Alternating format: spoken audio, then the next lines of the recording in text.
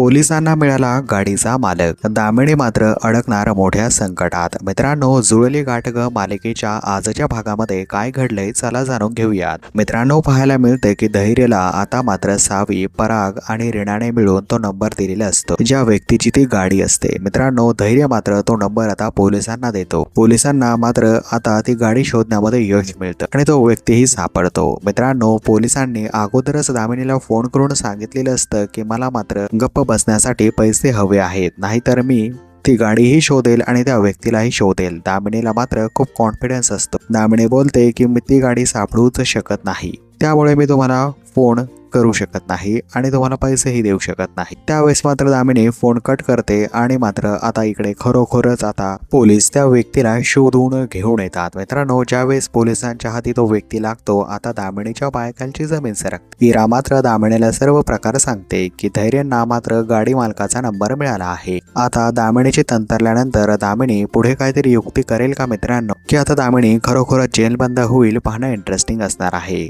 तो व्यक्ती मात्र पकडलाय 100% शुअर आहे। तर येणारा पुढील भाग पाहण्यासाठी मित्रांनो तुम्ही नक्कीच चॅनलला सबस्क्राईब करा, बेल आयकॉन दाबायला मात्र विसरू नका। भेटूया जुळली गाठ ग मालिकेच्या पुढील भागामध्ये। धन्यवाद मित्रांनो।